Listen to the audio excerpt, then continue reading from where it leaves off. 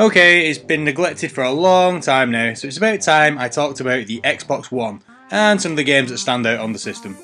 This is the Xbox One. It boasts an impressive 8-core AMD CPU at 1.75 GHz and a reasonable 8GB of RAM to keep things running smoothly. It comes with a 500GB hard drive as standard, but can be purchased with a higher one if necessary. There is a Blu-ray drive for all your media needs, and it has a recording facility, albeit a very simple one yet effective, and it supports USB 3.0. Some other features to mention are that it can be used with voice control and gestures, if you have the Kinect sensor bar that is, and it can also be used as an all-round media implement by using supported apps such as Skype, Twitch and YouTube. The menu system is easy to use and functional, making it relatively easy to navigate your way around, and the controller is also very familiar. While the argument between gamers still persists to this day as to which is the better console between the Xbox One and the PlayStation 4, I'm on the fence, as I own both consoles and I support them both. However, I lean slightly towards the Xbox One because I believe it still has the better lineup of games to support it. With the exception of The Last of Us, that's probably one of my all-time favourite games to date. Now for the games. While there isn't a ton of games out for the system yet, we already have some quite impressive ones that show off the potential of the system, and here's 3 of them that I want to talk about. First off is Killer Instinct. Killer Instinct is a one-on-one fighting game and comes from a long line of impressive games on earlier systems. As far as fighting games is concerned, it holds its own, with the emphasis being based around stringing large amounts of insane combos together to chain impressive victories. There are plenty of well-detailed characters, each with their own unique fighting style and attack types, and there's new ones being released periodically. Throw in over-the-top finishes and multiplayer and it makes for an all-round very enjoyable experience.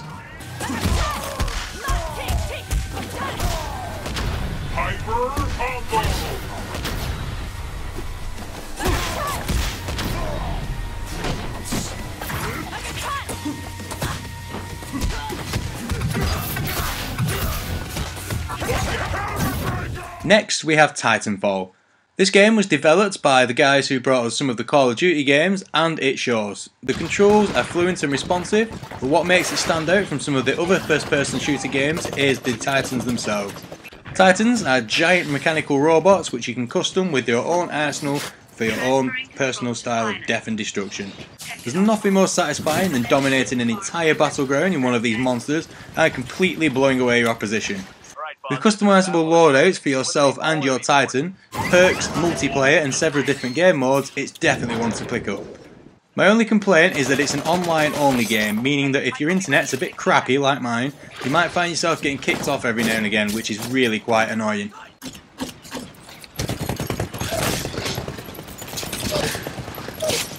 Warning, an enemy pilot is attacking you.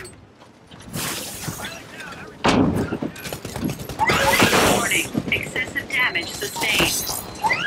Warning, a hostile pilot is attached to the hull. Recommend you disembark and engage the threat directly.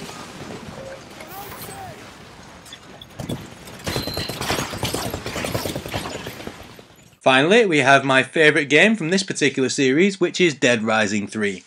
This beauty of a game is one that you can spend as much time playing through the campaign as you can spend exploring the city and finding new and more entertaining ways of dispatching with the endless hordes of zombies trying to get you at every turn.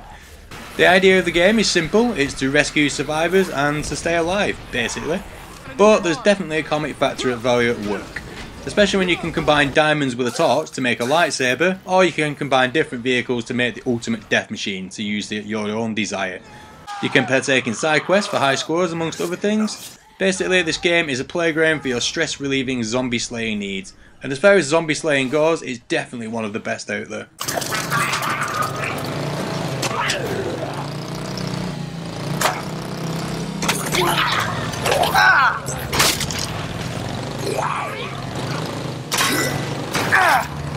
Gotta get out of this. I'm freaking out! Looks like I got some fresh. Ah! Little bitch! Ah!